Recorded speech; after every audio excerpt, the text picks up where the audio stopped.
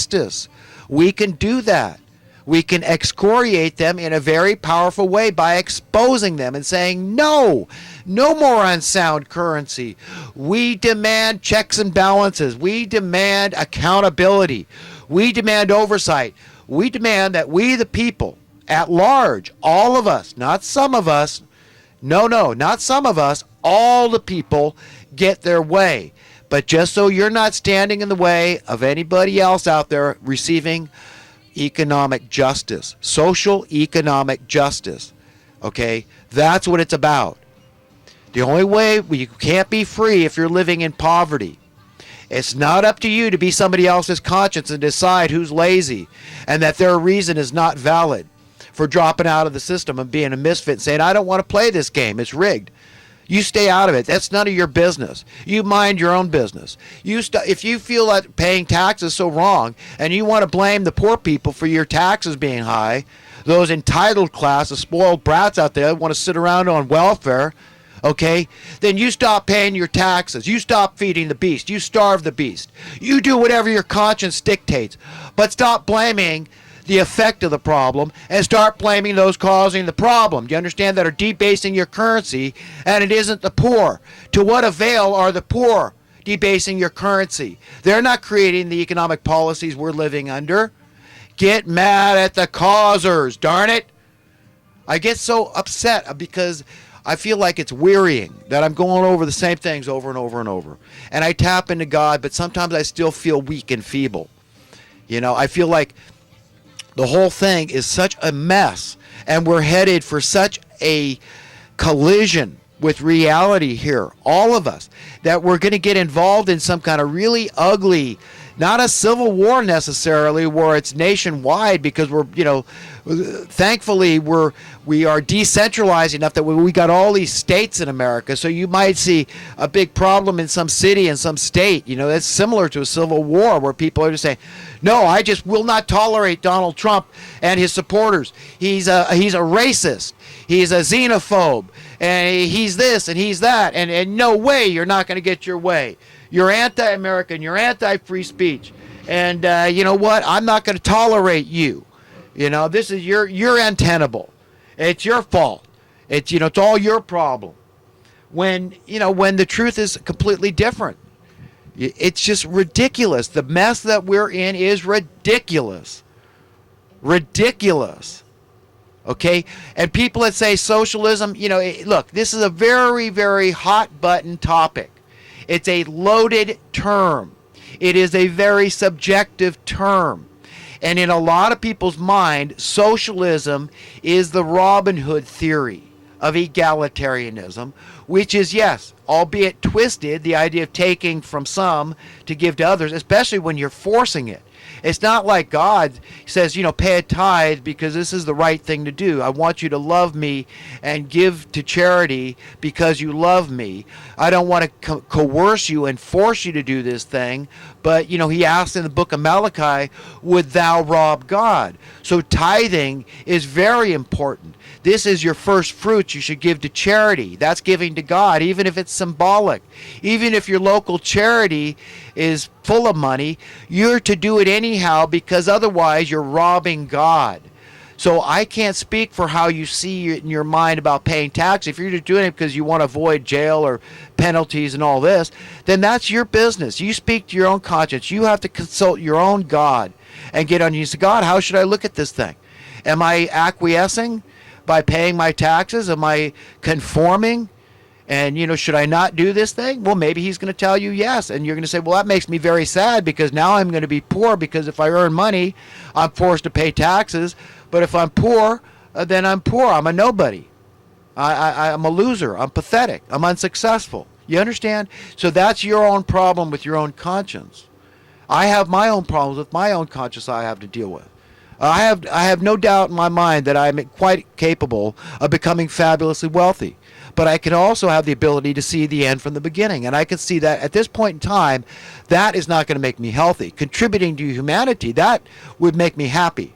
Okay? But to be fabulously wealthy is not going to make me happy.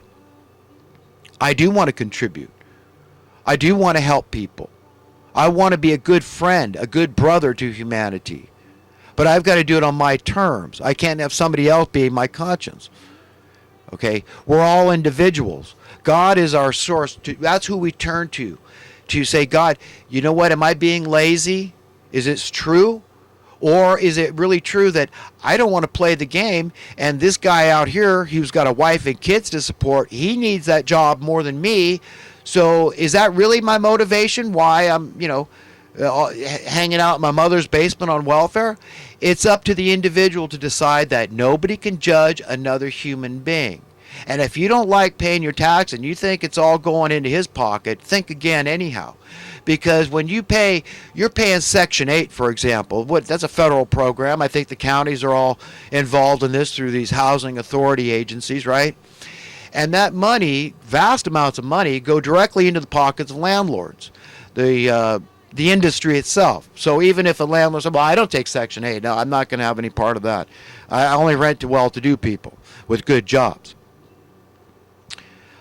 Your industry, remember, is still being subsidized, and the only reason you're able to extract the exorbitant rents you are is because the industry is subsidized. And those monies go straight into a landlord's pocket. And in some areas, you take New York, if you're paying $2,000 for a flat, well, $1,800 of that might come, straight out of the government's coffers into the pocket of the landlord. Rich Dad, for example. So that's what's made Rich Dad fabulously wealthy, is your tax dollars. It hasn't gone into the pockets of the renter. They're paying $200. That's all the government said, well, that's all they can afford to pay. They've got other expenses they need to take care of. So that's their share. So understand how this thing works. It's not going to the poor. It's all going in the economy. And a while back, Alex Jones had Robert Steele on the show, and he was talking about this minimum guaranteed income. What do you think that is? That's welfare. What is the library? Isn't that welfare for people that can't afford books? Okay? Is that bad? Let's get rid of all the libraries. Since that's government, your taxes are going to pay for the library. Who are you to judge? Where are your tax dollars? Who are you? You think it's okay that they go to Rich Dad instead of into the tenant's pocket where they could go out and compete, get a better deal on the rent? No, you're going to say it's okay that it goes into Rich Dad? I'm going to say, no, that's not okay. Not at all. No, I'd rather see no money go into the housing market and have rents lower. No, that's not. If we're going to have some homeless, why should we tolerate some people being homeless and dying out in the street and not others? Well, the government can't afford to house everybody. Oh, really? Well, then let's not house anybody. Let's have it like that. Okay, that would save a lot more taxes right there. Okay, let's get rid of the libraries. If you can't afford to read, well, you afford to be stupid. You deserve to be stupid, right? Who are you to judge where the tax dollars go, where they don't go? You understand? This is about all of us collectively. That's what a community is. That's what a society is. That's what a civilization is. It is a collective. It is a family. Like it or not, you're a part of that. Okay? All of us need to be good boys and girls, brothers and sisters, and do our very best to give a damn, to care, to love. That's what it's about. And we can't feign that. That has to be genuine. That has to be to the point of death. You need to care. This issue is big. We're all here for a little bit of time, very tenuous time that could be over at any minute. So this is imperative. The things I'm trying to impart to people are on my mind. They're on my heart. They're agonizing and torturous, and I need to get it off my chest. And I feel like God is speaking to me. He's speaking to you. He's speaking to all of us to get together. Brothers and sisters, get together now. Come on, people. And start to love one another and start to care one another. Start to see things through each other's eyes. Okay? Let's see through each other's eyes.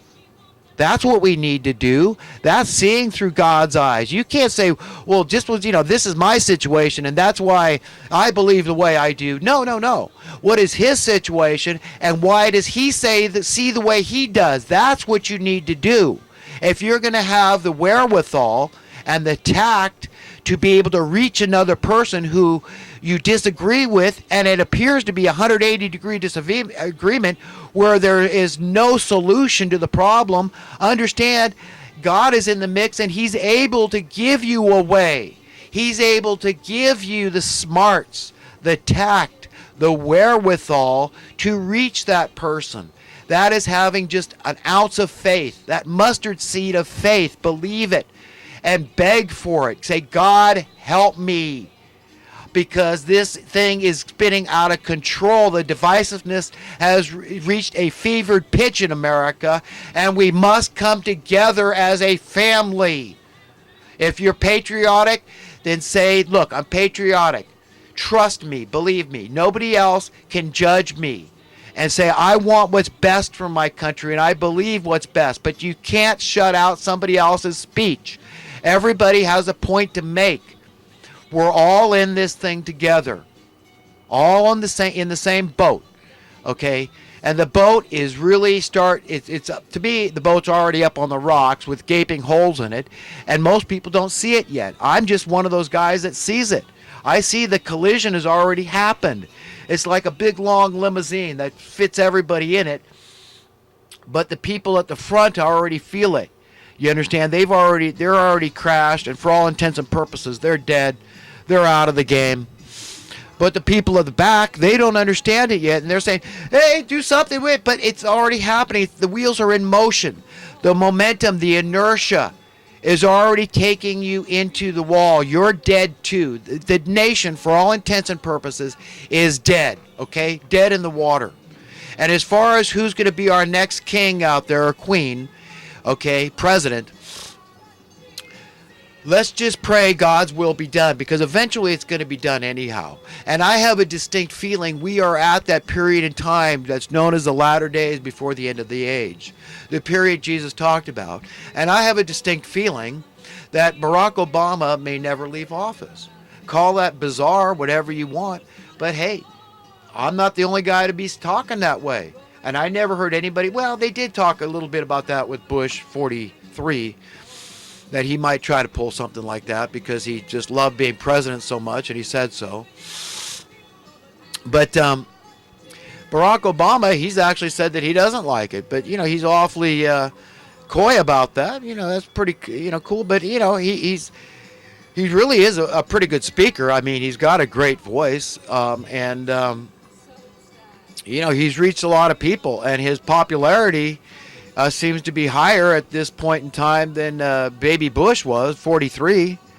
So, he might just say, look, we can't have this. We know Donald Trump is a popular candidate, but too many Americans misunderstand. We can't have Donald Trump.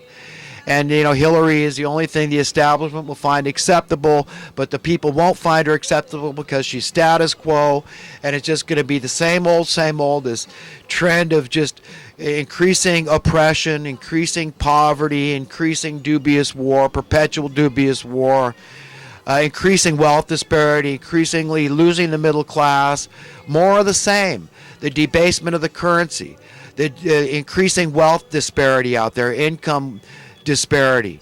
That's just what we're going to have with Hillary Clinton, and that's what people know, and they're tired of it. And who can understand it? We have reached our wits' end as a people, as a civilization. You can see it on both ends. Okay, you can see it. Everybody, but we're so close to disagreeing. If we only knew we disagree on the same thing. We need sound currency. So these people that at the Trump rally start talking about the currency and talking about the things that Donald Trump has promised to change. He said, look, I'm going to audit the Fed, right? That's what I haven't actually heard it from the horse's mouth, but this is what purportedly he's saying. He's alluding to the fact that he understands. He's not a stupid man, and he believes that the currency issue is an important issue, and he's absolutely right. This is the root of the issue. Okay, this is the only way we're ever going to extricate ourselves from this problem.